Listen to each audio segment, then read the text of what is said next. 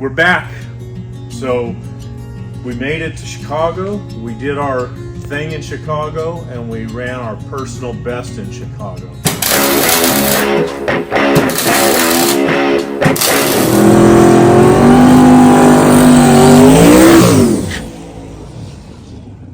The thing worked flawlessly. The dry sump was awesome. So all in all, it was a huge success. We're super pleased. Alex is gonna step in here in a minute and give a video on the data. She's gonna be Professor Alex here. And I know a lot of people out there know all there is to know about tuning a race car. That's par for the course with engine people, especially now that Steve Morris has made so many experts. But it doesn't matter if you agree with it or disagree with it. What we're going to use is the data to show the difference between wet sump and dry sump. It's not debatable. The difference is there. The numbers may be a little bit wrong. I know that the experts may say that it doesn't have that brake specific fuel consumption. It has this. Nobody knows that. None of you know that. The only way to figure out that brake specific fuel consumption is put this thing, the engine, on a dyno, take the data that you get from that on how many pounds per hour of fuel this thing uses to make X horsepower, and you can do that math and get your exact brake specific fuel consumption. We talked to Ben, or I talked to Ben Strader. I asked him what he thought our BSFEC is, and he said it could be anywhere between 1.5 and 2.0. We already knew that, but I thought maybe Ben would get a little bit closer on a guess. And we talked back and forth a little bit, and he agrees with what we said. Our brake specific fuel consumption is about 1.6, 1.65, somewhere in there. Do the math, and Alex is going to do that for you, and it gives you our pretty close educated guess of our horsepower. And the run that we had this week was exactly the same tune. She put exactly the same tune back in it. So timing, the fuel, everything was exactly the same. I changed nothing on the engine. I didn't do anything to the engine except put a dry sump oiling system on it. The air makes a difference, obviously. The air in Florida at Sick Week was better than the air in Chicago. She's got those numbers, she'll show you. And we made more horsepower in Chicago. So she can get into that. But so the thing is dry, it looks good. I'm going to raise it up. I know there's a couple little oil leaks. So on my way up, I decided to stop and show you this. And this is a common issue, the turbos will oil a little bit when it's a wet sump because there's so much crankcase pressure in there, and when they're tilted like they are, the oil can migrate out of into the turbine housing and come out of the pipes here. Well, if you look, there's almost nothing, and there's no, it doesn't look that rich. It's not running on the rich side. Both sides are the same. Both pipes are clean. So this thing's running spot on. That just looks really good. So I just lifted it. I haven't touched anything under here. This is the first I've seen it, except for dropping the belly pan on the ground at the race and adjusting the oil pressure since we left. But of course the belly pan's dry. The transmission belly pan is dry. No transmission leaks, no oil leaks. Sometimes they'll leak out at the back and it'll migrate down here. It'll leak up around the starter, but the belly pan is catching everything, if whatever's leaking up here. I just wanted to show you that the belly pan, being full width like that, it just works so good. So there's what the belly pan kind of does for you. I can see that there's a leak right here, and look right here. I had cleaned this up, so this is from 2 passes, I believe. You see oil there's a drip of oil on the radiator hose. It's perfect. There is a leak right here. This is the second one that I was talking about. So what that is, and I cleaned this up the other day, I just didn't want to drop the pan. I knew it wasn't very bad. You can see some flat spots in the weld, and I guess I cracked that.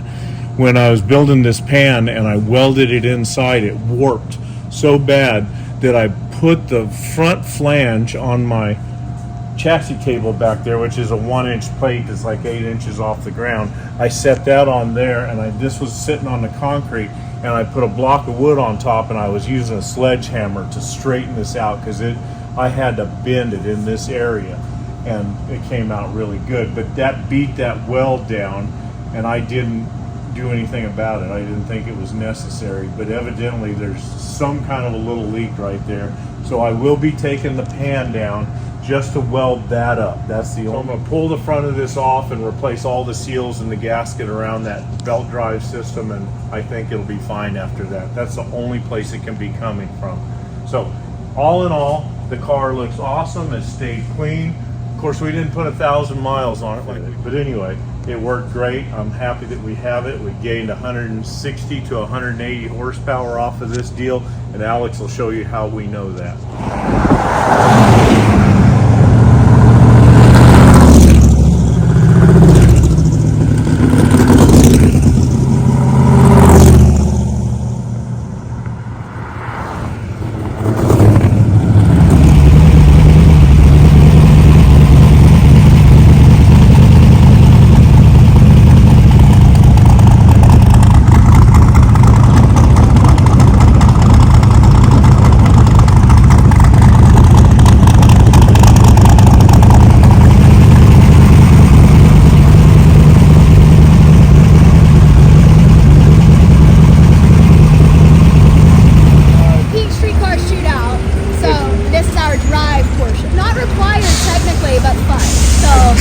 Going to go have a little lunch and go to a park on Route 66 in Chicago, which is pretty cool, or Joliet. Yep. All right, so it's like herding turtles. It is. Turtles is nice.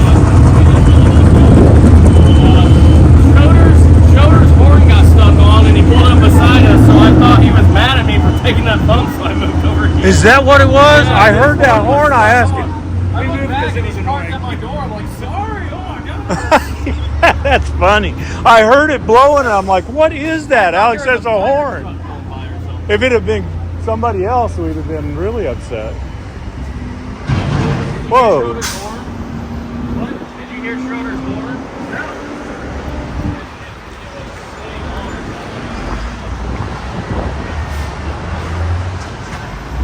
I heard you guys were honking at everybody. Yeah. Did you get pissed off or what? Fucking horn's working. Yeah, we're like, what is that noise? And Nick said that you were just pissed because he got your pump or something. No. Sorry,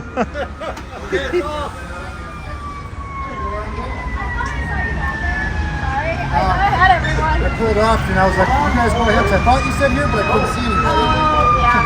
Oh, because everybody.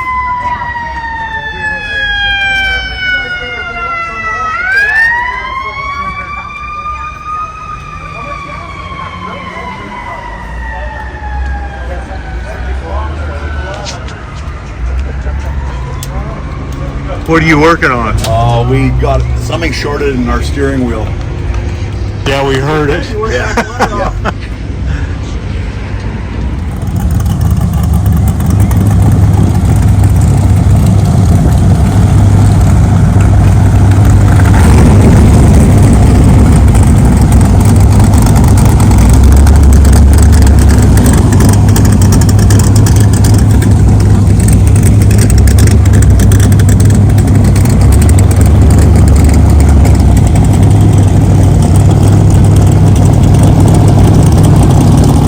Okay, so we're trying to get everybody in here for a photo op. Dave's trans breaks out because I think he had a steering wheel wiring issue. There's a trailer here they had to take off. We're trying to squeeze everybody together to make room for Dave's badass ride. What kind of a lineup is this? This is almost a 6-second naturally aspirated car. That's so badass. That's an NA Mustang. It runs 7.0s. It's about to go into 6s. Of course, Bailey. We got Grubby in his 6-second Nova. Nick's been 6s, 55 6s many times. Of course, Goldstone holds the world's record pretty much. And this thing is just insane. They ran some .90, some insane. What was his 60 foot yesterday? .96, I think. 60 foots with a street car. So we're getting in here for a photo op. That's some bitchiness right there.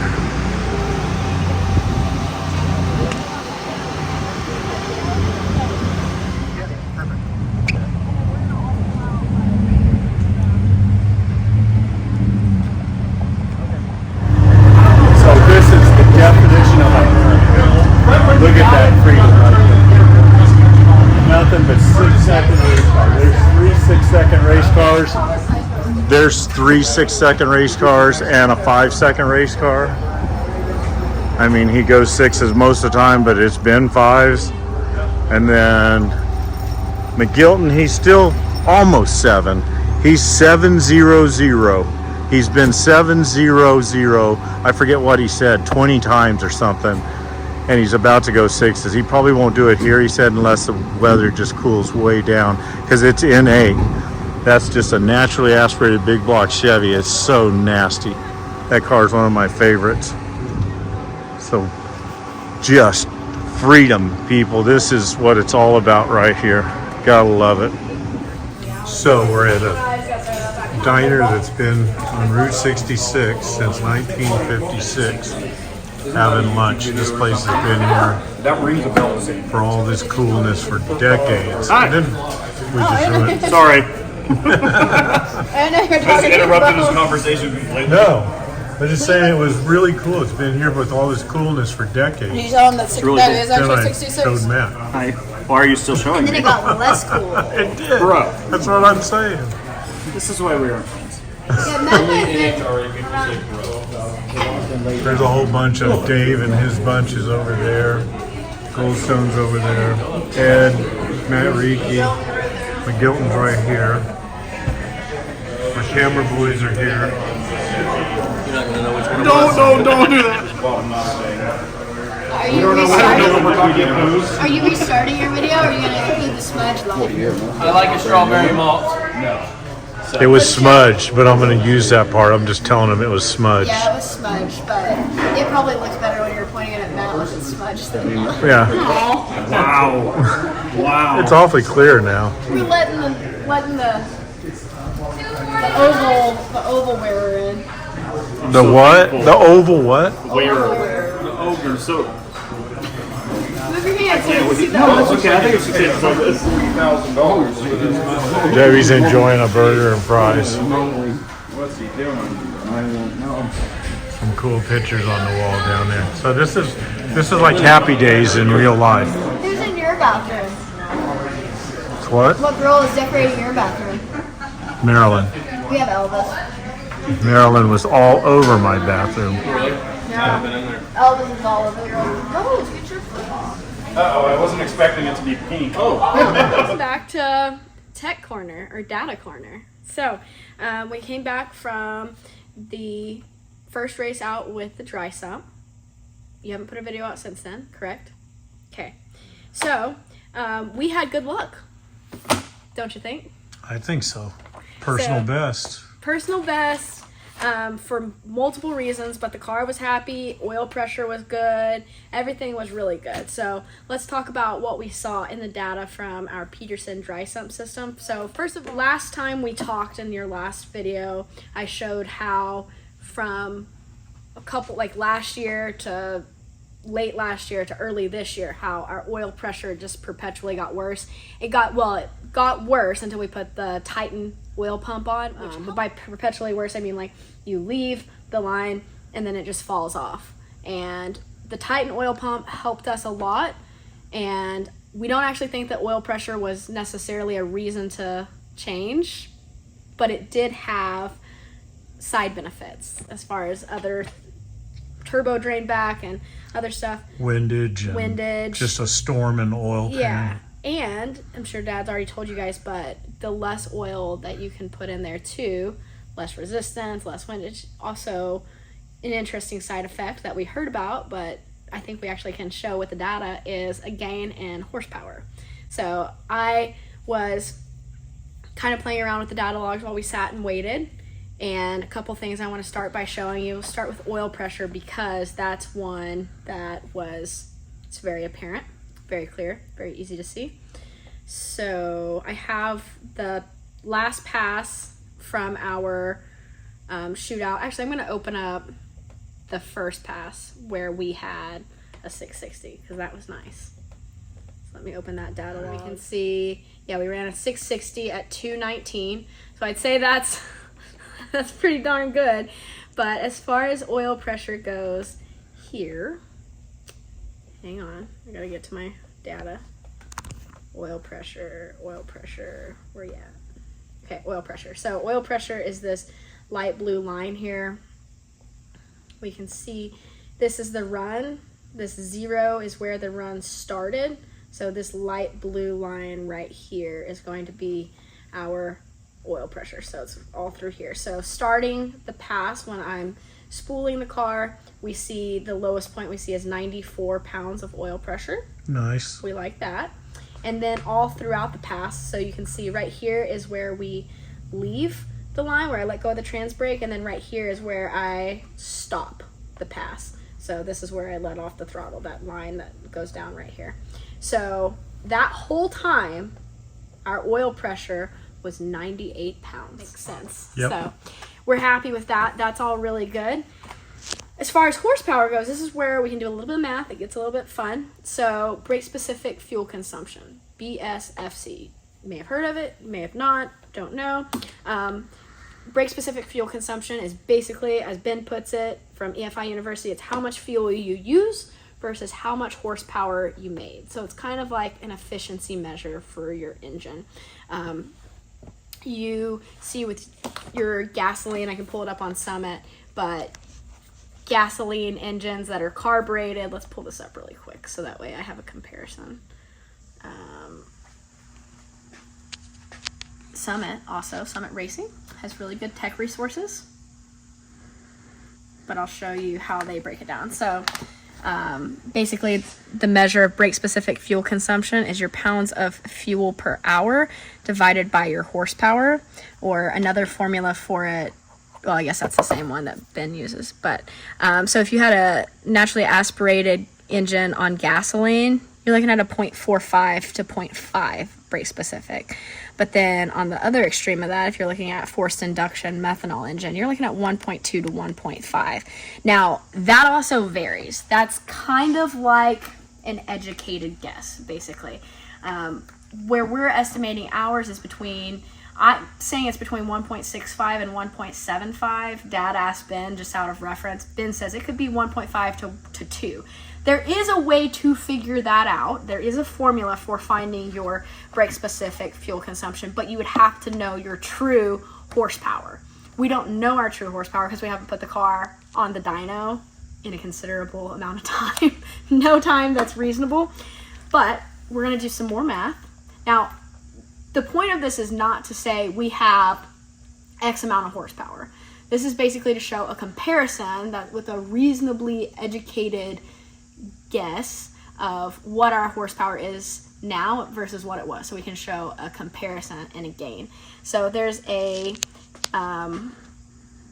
racing calculator that Dad uses all the time, WallaceRacing.com, and one of the calculators that they offer is that you can enter your quarter mile ET and speed and your weight of your car. So we had a 6.60 at 219 miles an hour, and we weigh almost 3,400 pounds. So keep in mind, this is not taking into consideration aerodynamics, and the 55 has the aerodynamics of a brick, but it says your horsepower computed from your mile an hour.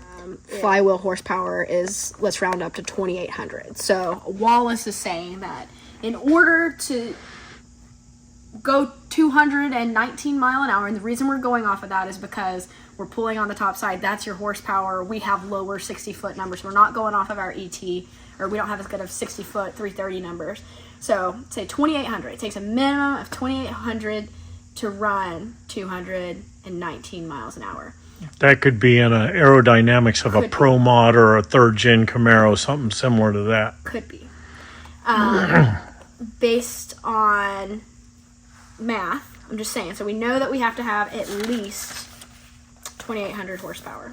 So our math for figuring out our horsepower, based on fuel consumption, accounting for brake specific. So we know that we have to have a minimum of 2,800.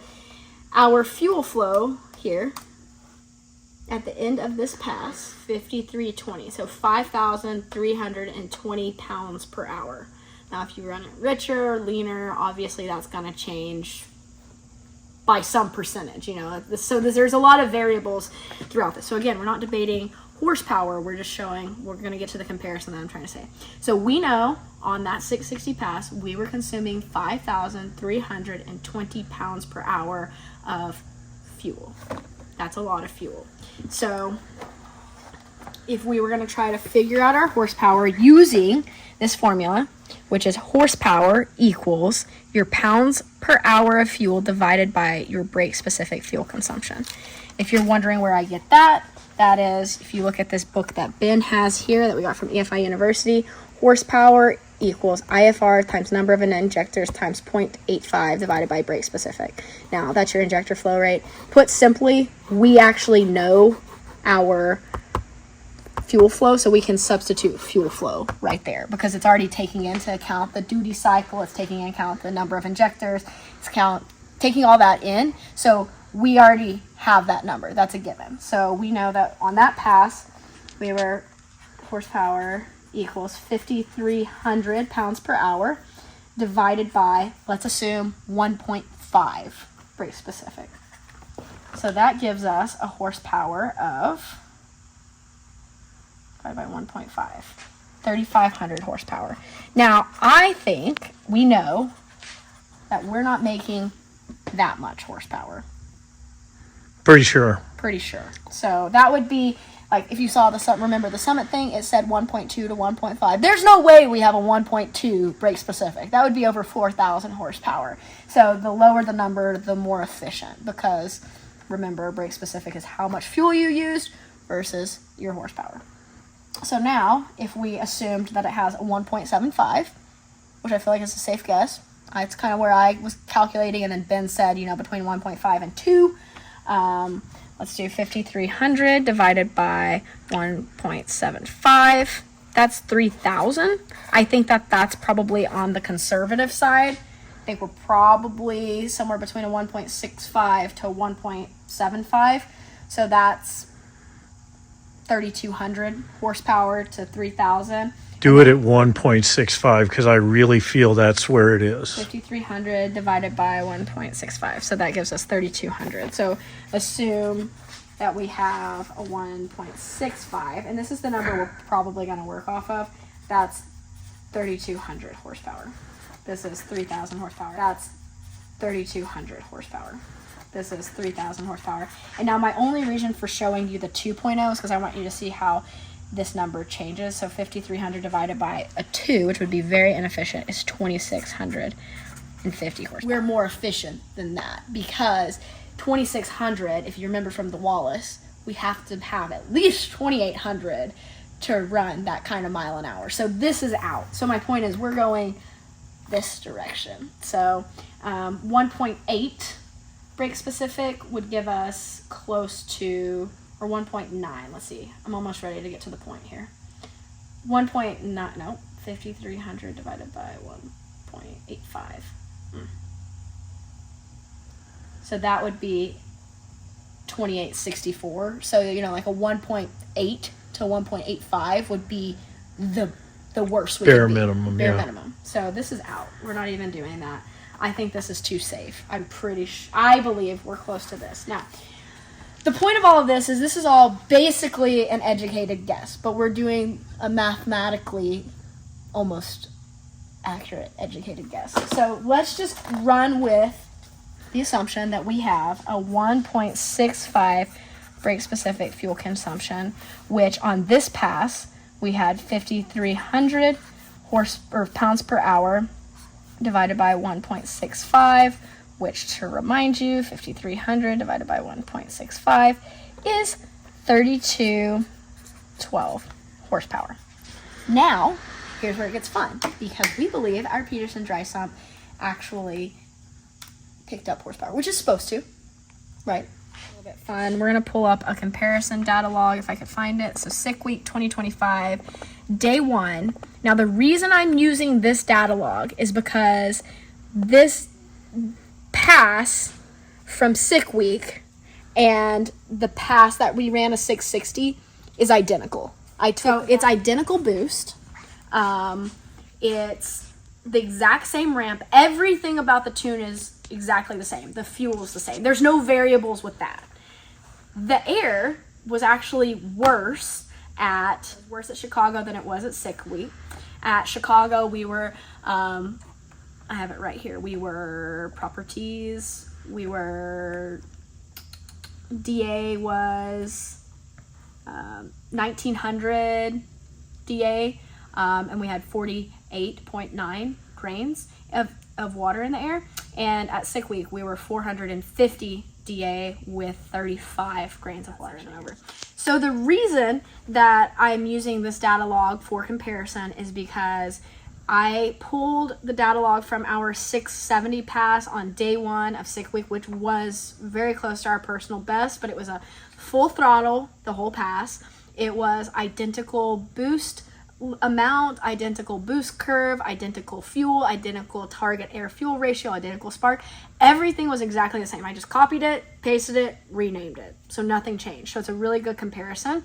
The other thing is I have a cool thing called a Plimpton that got it for me for Christmas a couple years ago, but it's a little box that's wired into the ECU. It's mounted inside the firewall, and it records all of your weather. So you can use apps, and I still do, like Air Density Online or websites, and you can get that. But this is actual, like, you're not having to remember to log it. It's the air that's reading at that moment. So if you want to look here, the cool part, this first number, so you see the 78 versus 71, 28 versus 29. So the number on top for each of these is our weather from our Chicago pass, and the second number is our weather from our sick week pass.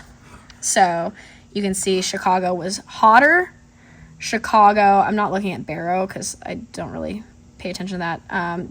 Density altitude, we had worse DA, so 2,294 versus 1,014, and we had more grains of water. So we had 46.5 grains of water versus 37.3 grains of water. Interestingly enough, that is basically the same stuff that Air Density Online says, but it's pretty cool. It's automatically recording. So we had worse air in Chicago with an identical tune, and now is where we get to the math. Don't worry, we're going to get to the point in just a second. But I want to show you that we're not just pulling numbers out of the air. So over here now we can look. This is our, let's see, I might have to go to fuel, sorry, or base fuel. Okay, so the solid line is going to be your Chicago pass, and the dotted line is going to be sick week pass. So, and we can also just look at the numbers over here. I'm going to go to the end of the run. You can see it's pretty cool. Like, this is your RPM curve. This doesn't matter. It kind of does. So this one right here, that solid one that's not dotted, where you see no RPM drop, that's our Chicago pass. This dotted one, you can see a pop-in RPM. I can actually tell on a pass when we're like making power, because the shift light never turns off, because we're just basically blowing it through the converter. I got to talk to Pro Torque. Dad and I were talking about this. We got to talk to Pro Torque and have them probably tighten it up, because I think we're making some power. But that's just another interesting fact right there. But let's turn on fuel flow so we can look at that. So fuel flow right here. What else can I turn off so that's not so confusing? RPM, maybe? Yeah. Okay, so the main thing is this is at the end of the pass. You can see right here. This dotted green one is a 670. That solid green right there is a 660. But we're right at the end. Fuel flow, that's even more than I realized, on our Chicago pass is 5,400 pounds an hour versus on our sick week pass is 5,100 pounds an hour. So we're consuming almost 300 pounds, a little over 300 pounds an hour more. So let's get to the math. So we'll go with, I'm going to redo that because we're looking at a new data point here. My pen is dry. Okay, so we got 5410 divided by 1.65 equals, and then we've got 5123 divided by 1.65.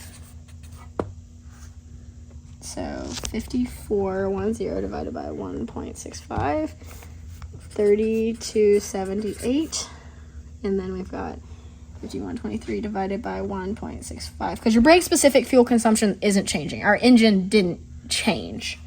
So 3104. So roughly speaking, that is 50, actually it's not roughly, 3278 minus 3104. That's 174 horsepower more at that point. We also did another run where I compared a couple different data logs, and we saw like 220. Roughly speaking, we've gained between 175 to 200 horsepower based on our math. Did that make sense? Our error is minimal. Even if we were making less horsepower and we're less efficient than we think, we're still gained almost 160 horsepower from switching to the dry sump and reducing that windage. On a good day, on this good number, we're making, upwards of 175 plus. And like I said, I did some other calculations at other points, and it could be 200. We talked to, Dad messaged Wade from Peterson and said, hey, is this possible? And he's like, yeah. And he gave reasons why it is. That's cool though. So this blue line right here is your oil pressure from Chicago. And this this dotted blue line is the pass from sick week. And point out where you lift. So I lift right here when this green line drops. That's right the there. throttle position sensor. Yeah. Well, I can turn off some other stuff if it makes it clearer. Let's turn those off. Okay. So this TPS right here. I guess on this one it's blue, but that blue line is where I lift. So you can see, this is 96 pounds of oil pressure. And then at this point it's 64. So, at the other run, you can see how it started off lower before. And then it dropped at like 4.5 seconds into the run, 4.42 seconds. It dropped. Which is right there. That green line that you're seeing right there. there. Yeah, but you see the scale on the bottom. Yeah. So there's 4 seconds. Yeah, and right there, 5 seconds. See that green line is 4.429. So, okay. And then, so it was dropping off, and it would go down to 49. But the problem was, at 49, we were still okay. But as we want to turn it up and push it a little bit more, where does that now drop at more of a rapid rate or more significantly? That right there, that's 1/10 of a second.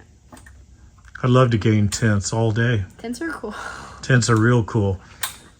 So hundreds, not so much. No, so overall, I would say that we're very happy with the dry sump for multiple reasons, and you can get into the actual mechanical and physical side of it. But data-wise, the data looks great. I'm very happy with the data and data, whatever you want to call it. You call it data, I call it tater. You call it potato, I call it potato. It depends on the situation. Data. It's kind of like route versus route. This is data, but I'm going to go look at the data. Yeah, that's the way I see it. Yes. I don't drive on Route 66. That just sounds wrong. Anyway. This data looks good as I'm looking at the data. I say the data looks good. But right now, but all in all, we're very happy. Professor Alex just showed you why. And we know that everybody's smart and everybody's going to have something to say about it. It's just a comparison. And we are pretty certain on our BSFE numbers So We're pretty sure on our BSFE that we're not BSing. Okay. Yep. I feel good about it. And if you don't, that's just too dang bad. too bad. So sad. Yeah. But so no need to educate us on brake specific fuel consumption because we've been through lots of classes, and that's not to say that we know everything. We do not. And those numbers are relative and they're comparison numbers. And they're based on time slips, all kinds of data in that laptop right there. This card gives us even the weather. That Plimpton is so cool. It records that weather all the time Yeah, when and we're if you- recording. I highly suggest getting a Plimpton. Super cool. Very cool. It's very useful. But anyway, the point is you see the oil pressure increase, you see the oil pressure stability. And that's just so bitchin'. Yeah, the cluster, that's not so bitchin'. We really don't have the room for it. It makes things a little bit harder, but you got to give a little to gain a little. It still looks good. It looks good. It's just a little bit harder to work on, but all in all, I'm very happy with it. Assuming that the 3200 is correct, that's fairly simple for 3200. That's a conventional big block. That's not a spread port head. That's a cast iron conventional big block, and it's super bitchin'. It just does its thing without much fuss. I did change the plugs once there just because we drove on a set of 11s and I didn't want to run a pass that we just couldn't afford to lose. It sounded pretty rowdy too. It was real rowdy. It was like, it's just... You get used to, it's just like a kid, I suppose. You get used to what it's telling you. And when you, like we drove over to the staging lanes, I rode with her, which is a pretty good little click. And we're both like, man, this thing's ready to give rock. It just sounds happy. It sounds, and you can actually feel it too. Like it sits there and it's got a little bit of a... It's angry. Yeah, that's good. So as far as fuel goes, I'm not going to get into actual numbers, but I can tell you that one of the other racers there was using close to twice as much fuel as we use. So we're not, if you think we're fat, we're on the safe side of our tune-up, and others will lean that sucker out till it, but those 8th mile numbers can be really deceiving because like you said, we ran many 8th mile passes with a X tune-up and then put it through the quarter mile and melted it. Literally, like back to back. Like we're just like, oh, that looks good in the 8th. Let's drag it out to the quarter. Next pass, that's where we tulip valves. It was on sick week, the beginning of sick week last year. So yeah. So Fun anyway, fact. That's a ramble, but it's good information for you. I think it's good information for anyone that wants to do it or is doing it. And I know everybody's people jump on posts like this because everybody's an expert. So save your fingertips. Don't bother because it doesn't matter. The fact of the matter is this brick, nobody can take this away. Ran 219.7 miles per hour with 0 body modifications other than a wing on the back. No frontal modifications. It's a stock dimension 55 Chevy. I'm going to insert a picture here of the cars that we run with there. They're like a foot lower to the ground on the nose. The windshield's a foot and a half lower to the ground. This car has horrible aerodynamics and it still runs faster than a whole lot of cars with bigger motors. Sure, and fun fact, last thing, it's still smooth. Like 219 is smooth. Like Brian Loans tuned in, they had an in-car camera. He said it's almost like boring to watch. I don't know if he said it was boring, but he said I feel like it's boring. It's like it just looks like a Cadillac. I watched the in-car and it's just like the car is so like well behaved. It's very so like it doesn't feel. I guess what I'm trying to say is I don't feel like it's at its max. I'm very confident that it's not at its max. Let's take it to 230. Slowly we should. So we're almost 220. I'm really anxious to hit 220, which we were right there. We were almost there. But just think about that a minute. For all the baddest, fastest 55 Chevys in the land.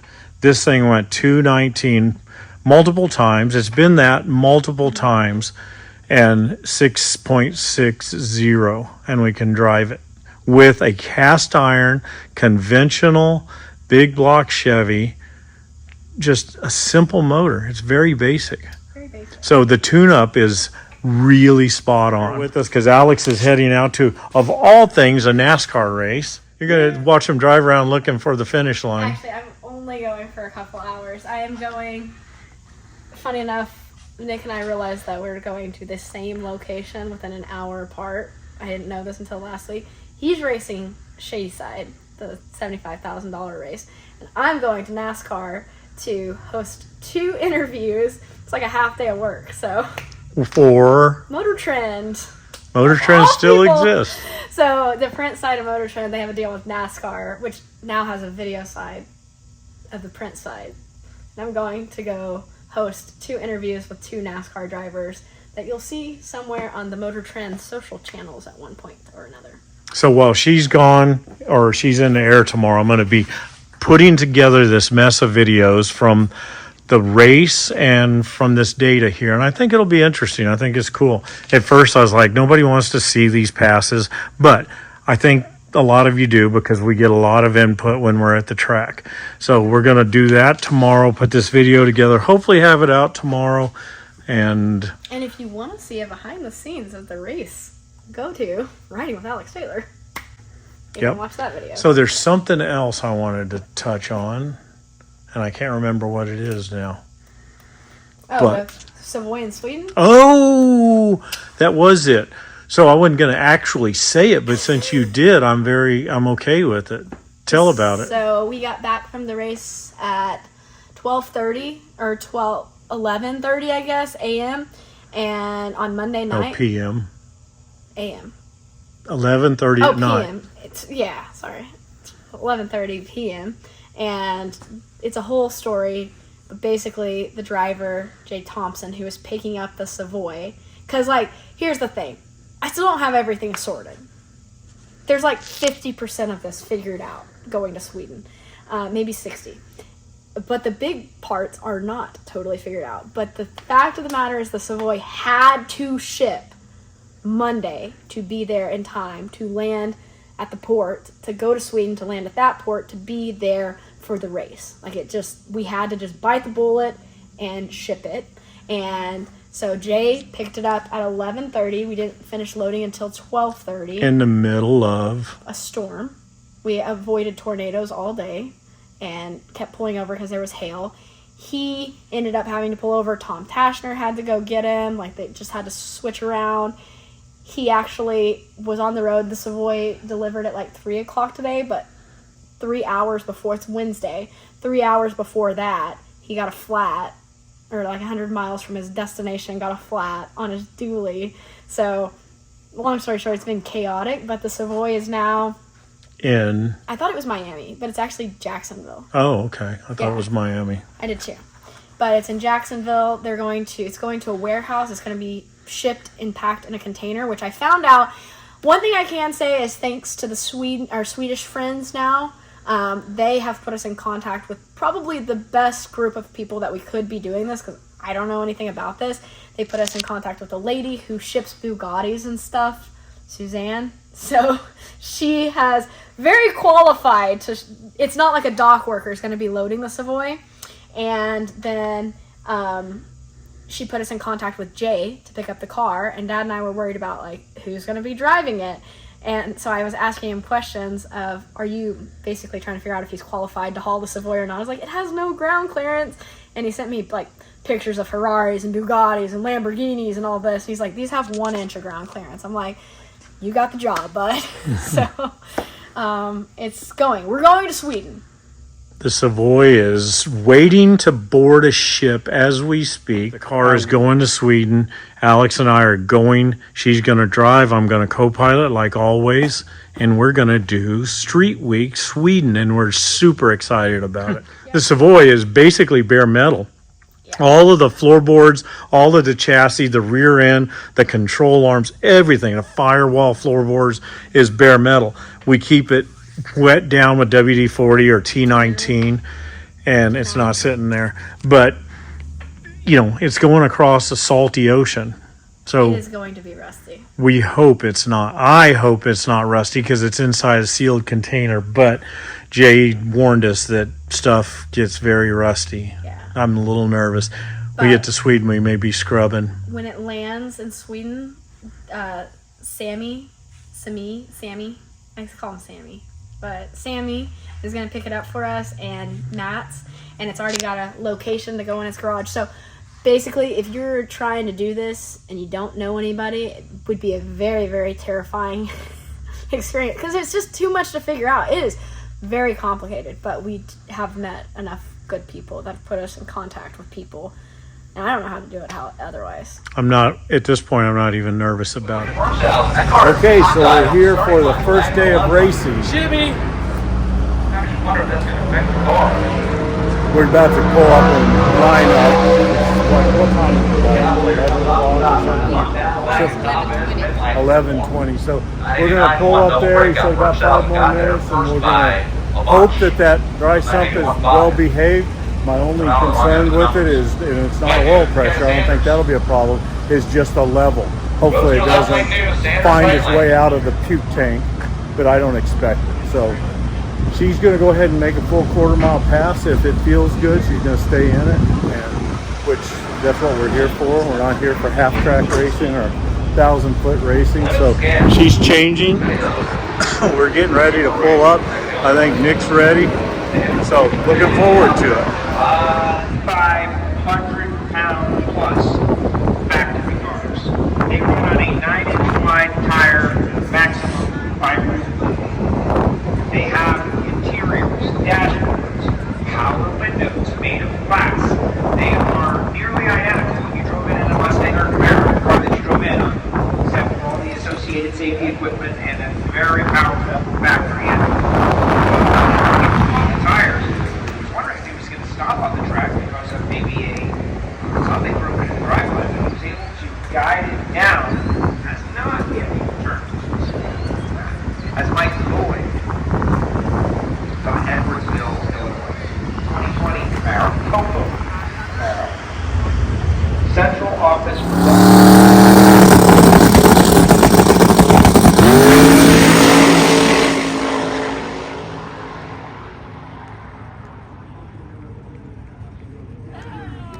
What is that? We're done for the day, and I saw a lot of crap online about how stupid the NHRA is and what a joke the NHRA is for shutting down at 6. It's 6 o'clock right now. Look at this flag, look at these tents. I can't hardly stand here. The dust storm came in, that we got national weather reports. Look at the grand scheme. But the expert internet was pushing that it was so stupid for this shut down at 6 p.m. I just want you to see what they knew, a little bit more than the experts said that. This is ridiculous. So we're here at the peak tent for Alex and I think John Force doing a signing, if I'm not mistaken. Pretty good crowd.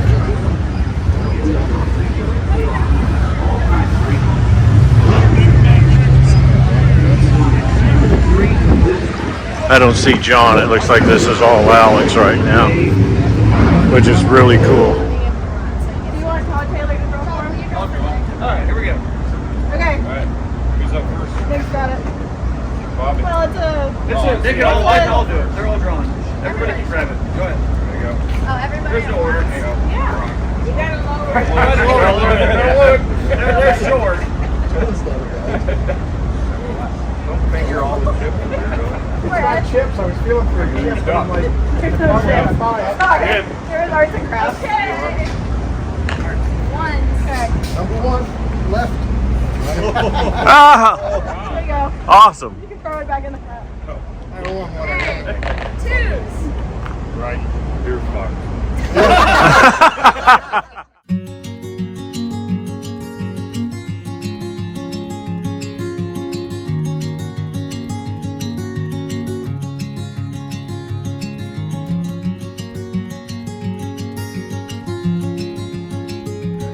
You can end my butt. Yeah. My butt. I might have a better chance than that. If you don't get the car done, yeah, foot race. Okay. So Who's for? Oh. There we go. Okay, we're up for round 1. Yeah, this is round 1. Okay, I was thinking round 2. But we drew Fast Eddie, and Fast Eddie can't make it because he's got a broken transmission. He'll be back tomorrow to run exhibition, which I really enjoy watching his car. But so that gives us basically a bye. So she's a 660 with a 7. There's a little bitty dip about 1.7 seconds out in the boost, so she added just a little bit, reluctantly added it, but the thing is, if it knocks a tire off, it doesn't really count. It's not, we want a good number, but now is the time to try it. And I don't think she added enough to make that big of a difference. But the air will be a little bit better. It might actually go up 50 just from the air if we don't knock the tire off or chatter it or rattle it, whatever. So we're going to see what happens.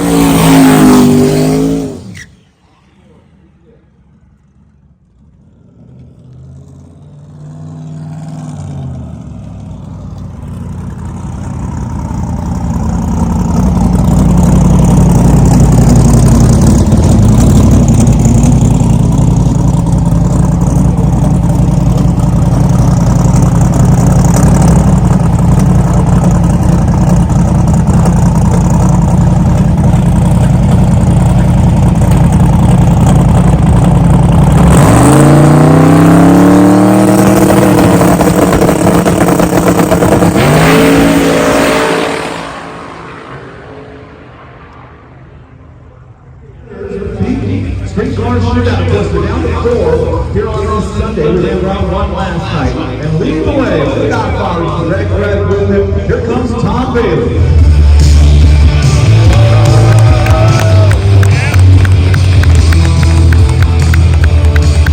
Star Drag Racer Television House, please welcome Alex Taylor.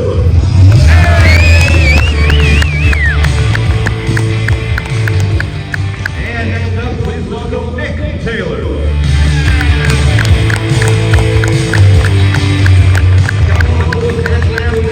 Out there, here comes Ed Enzer. Next up, please welcome Dave Schroeder.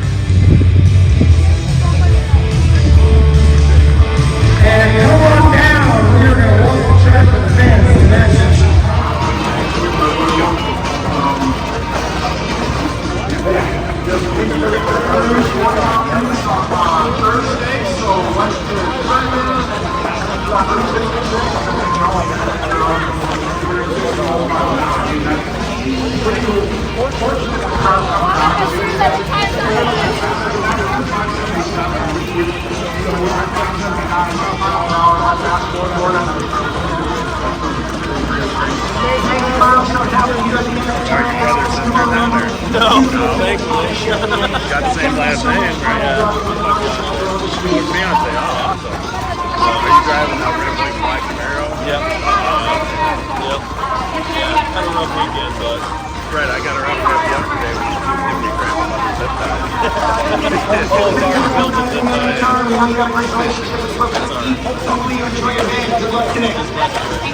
Alex Taylor, Tom Bailey, the King Street Shootout going off. We got NHRA in just a few minutes. We're about to make the turn at the 8-mile mark and back to the stage. Good morning, everybody. Hey kid, don't ever let them get inside your head. They'll tell you what to do in life instead of everything you know that you could get. Don't let them guide your life towards regret.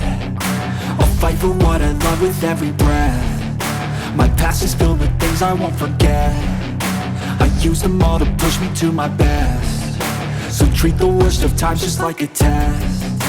If only I could go back in time, I'd tell myself that everything will end up alright. Just push yourself, test yourself, figure out what you like, and find your limits, don't be rigid, always work towards a prime. Surround yourself with open minds, people can change your life. A few friends with intent can help you feel alive. Find a passion, take some action, and with a little time, just be patient, make a statement, try to enjoy your life. They'll try to kick you while you're down, they wanna rise up while you drown. They wanna fill your head with doubt. They're silently scared that you'll figure it out.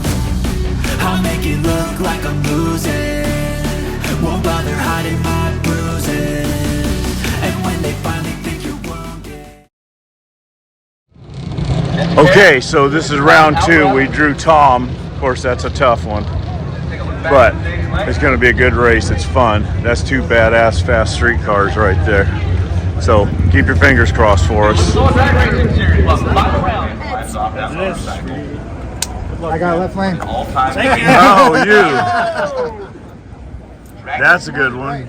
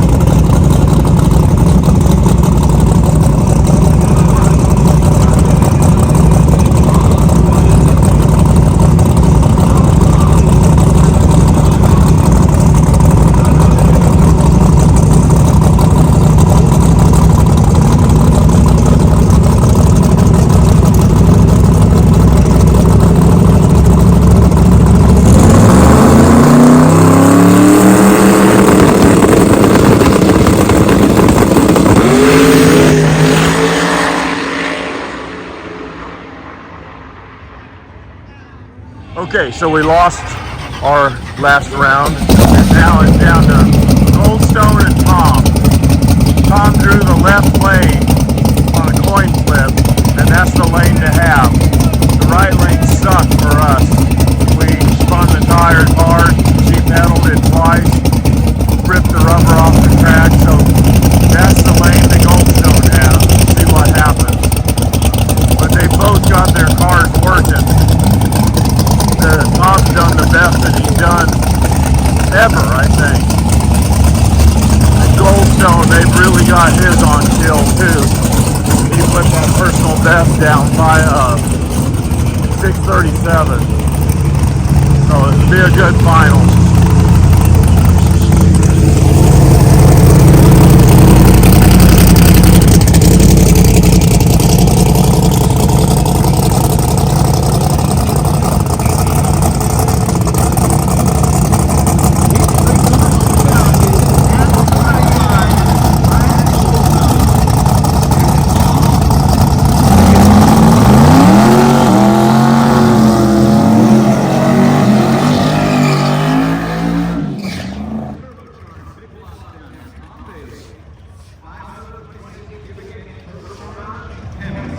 Turbocharged. Soul's a pro-charged Timmy. No, he said turbocharged. Oh, okay. Turbocharged Timmy. No, I think he said big block. Turbocharged big block.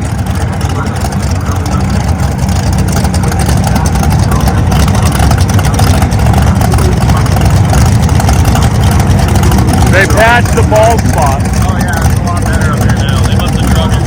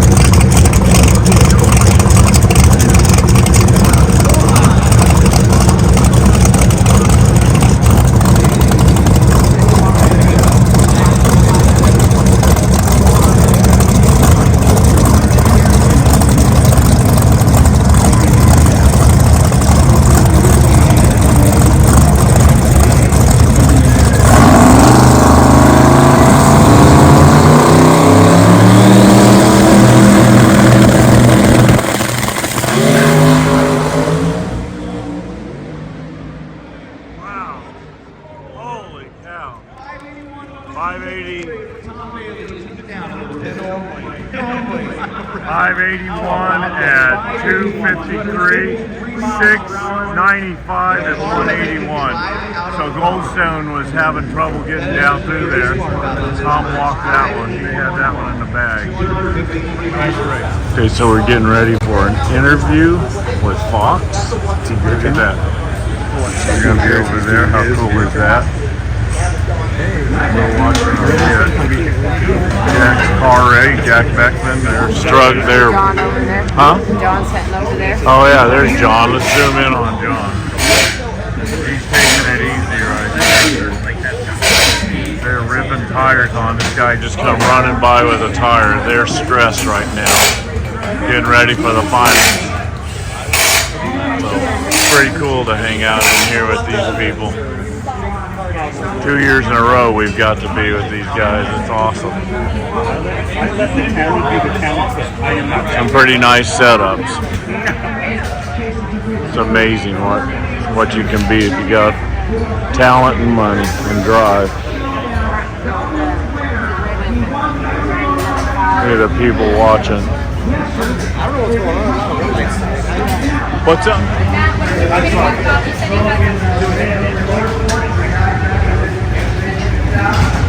Pretty cool stuff.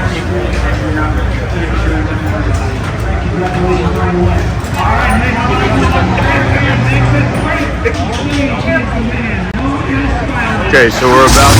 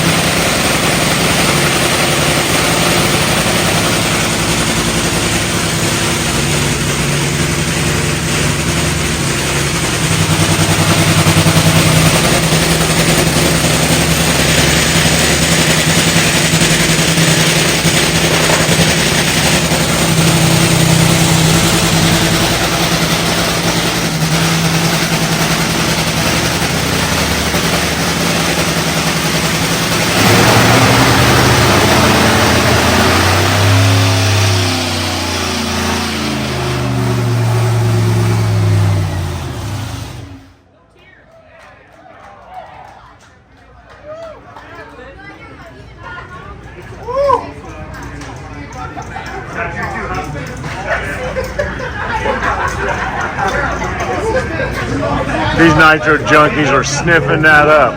Bob was smelling it like it was perfume. It was beautiful. Hi, man. Hey. How's it going?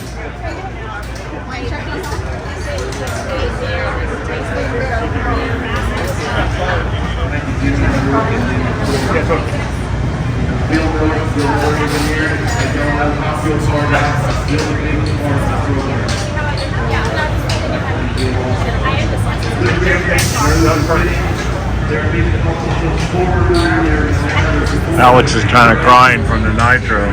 That stuff really gets her eyes.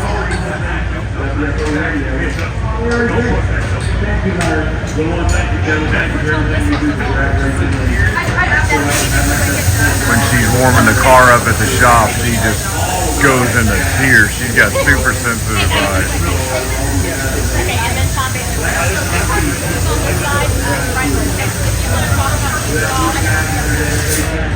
And it's the Peachtree Car Shootout.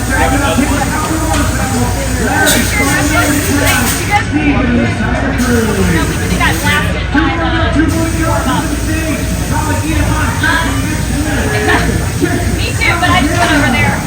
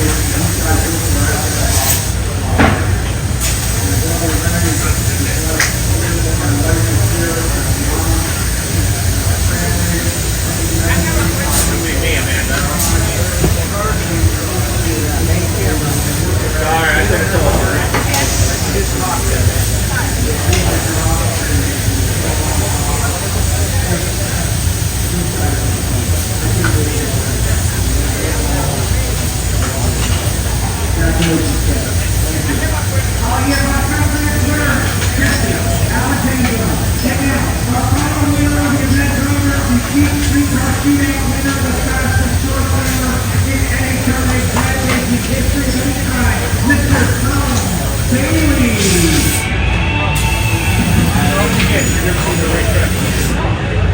There you go. Very consistent process, very racing.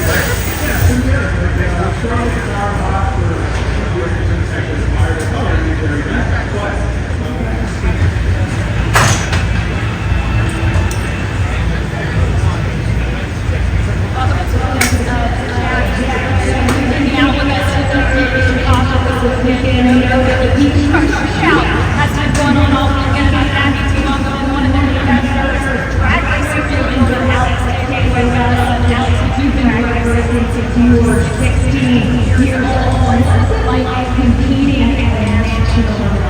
Yeah, so I'm glad to be here first of all, but it's really neat for us to be able to bring our street cars, drag and ride events out, bring our event out to a national event audience just matches an incredible passion for the sport. So while drag and ride is different, drag racing and so Breaking in the in 4 months, I'm going to take you back to some of the highlights of the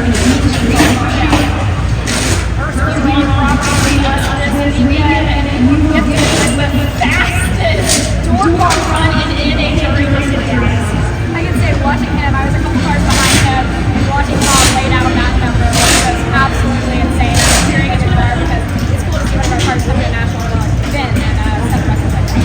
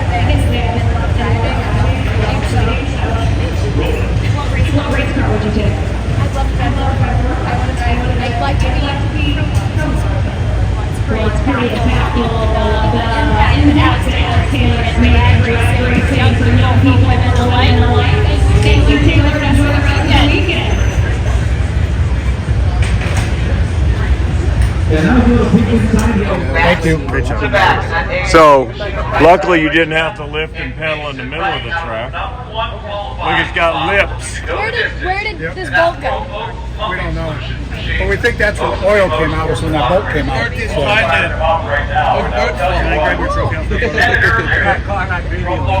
It's hard on a motor to do that. Good job. Thank you. We're happy for you. Hey, I didn't get it. Oh, you smile for him. Yeah, I see how it is.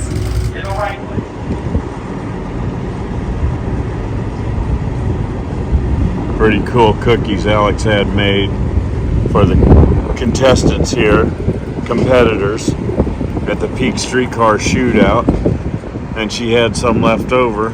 She gave everybody a box of cookies. It has cake pops and some other stuff in it, but they print that on there. How cool is that? Look, 55, Goldstone, and Bailey, which we were the 3 fastest, are immortalized on a cookie. Pretty good cookie too.